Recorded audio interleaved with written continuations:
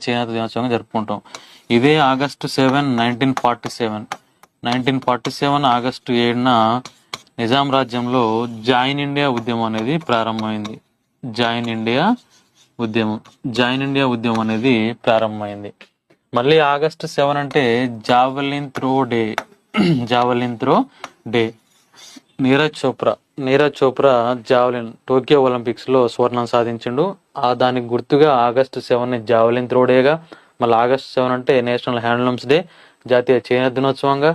తెలంగాణ మూవ్మెంట్కి వచ్చేవరకు 1947 ఆగస్టు 7 అంటే join India ఉద్యమాన్ని గుర్తుంచుకోవాలి. ఇండియన్ హిస్టరీకి వచ్చేవరకల్లా 1905 ఆగస్టు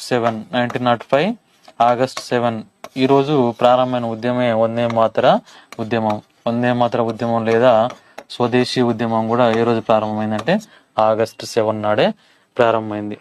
ఈ విధంగా మనం గుర్తుంచుకోవాలి. ఇంకొకటి 1961లో ఆపరేషన్ విజయ్ అని చేపట్టినాం. గోవాను విముక్తి కోసం operation Vijay major general candidate నేతృత్వంలో. ఆ తర్వాత 1961లోనే ఒకటి ఆపరేషన్ విజయ్. నెక్స్ట్ క్రీడాకారుల ప్రతిభకు ఇచ్చే గుర్తు అర్జున అవార్డును కూడా ఎప్పుడు ప్రవేశపెట్టిందంటే కేంద్రం 1961.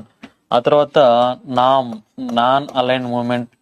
ఓకేనా, నాన్ యొక్క తొలి సదస్సు ఎక్కడ జరిగిందంటే 1961లో బెల్గ్రేడ్, వైట్ సిటీ అయినటువంటి బెల్గ్రేడ్ లో నామ్ సదస్సు జరిగింది.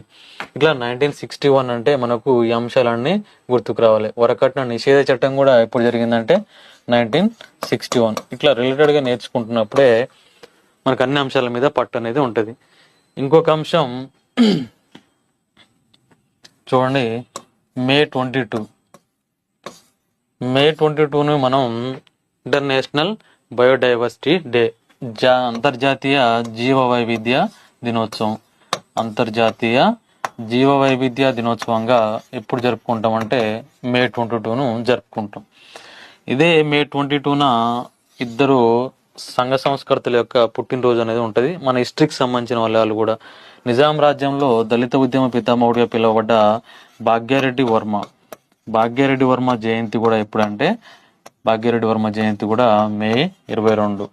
అదేవిధంగా భారతదేశంలో సాంస్కృతిక పునరుజ్జీవన పితామహుడు, నవయుగ వైతాళుడిగా పిలువబడ్డ, పయనీర్ ఆఫ్ ఇండియాగా పిలువబడ్డ రాజా రామ్మోహన్ రాయ్ గారు కూడా ఏ రోజున జన్మించారంటే 1772 మే 22న బెంగాల్లోని రాధా నగరంలో